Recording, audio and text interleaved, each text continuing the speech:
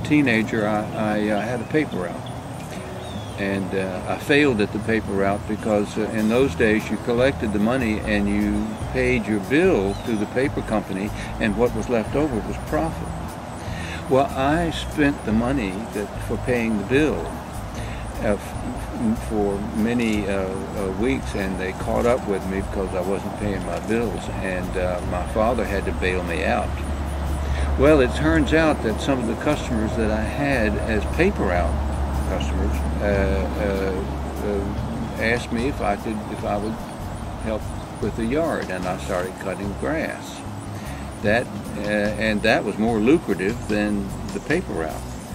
So I did that all through my teenage years in high school, and then got into other things, yard things. When I left to go to college, I really didn't have horticulture in mind at all, but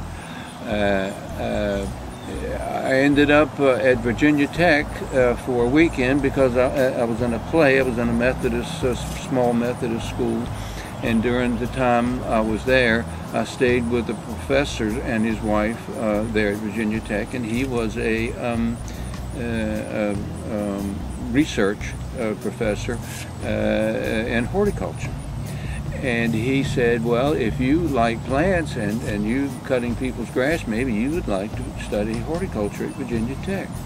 And by the way, there's probably a little scholarship money for you, which I dearly needed. And so it happened. He arranged for me to apply to Virginia Tech in the horticulture department. And my second year of school, I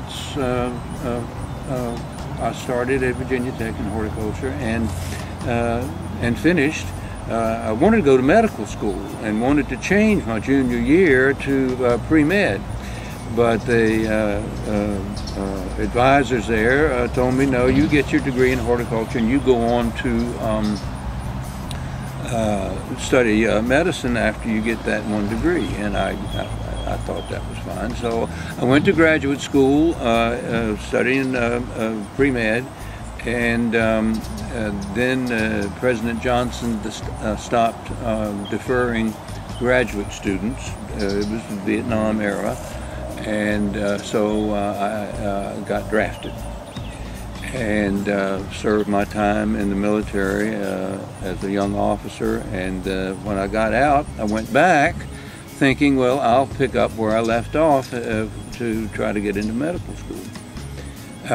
By that time, I was 28 years old, and I went back to the Virginia Tech campus and looked around, and I said, what all these kids, what is it?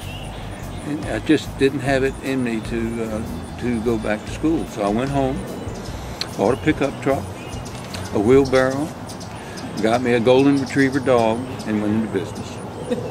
And that's how it happened.